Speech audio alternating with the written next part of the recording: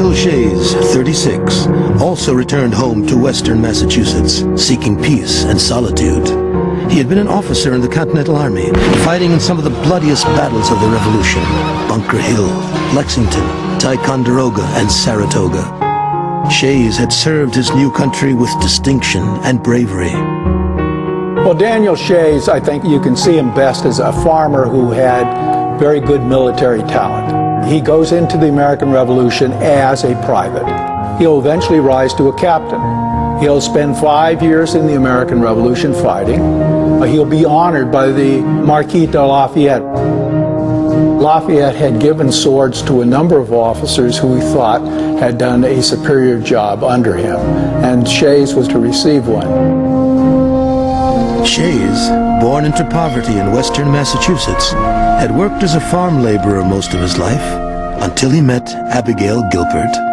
Wanting to start a life together, they saved enough money to buy a small rock-strewn farm in Pelham, Massachusetts before they were married. A year later, the Revolutionary War began, and Shays decided to seek his fortune by the sword instead of the plow. While many poor men did find opportunity in the war, Shays' gamble turned out to be a bad bet. When they returned from the Revolution, soldiers were paid. They were just paid in currency that depreciated very quickly. So they may have gotten 20 pounds for their service, which was the currency at the time, was British pounds. When they returned, it was probably only worth a tenth of that value. So there's one story where a number of soldiers wallpapered their house with currency because it was worthless.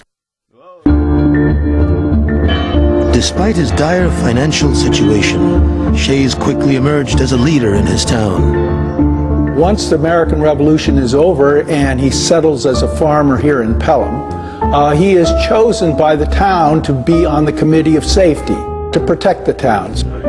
And so you get a sort of a sense of this, that everybody recognized that he had ability leading people into combat.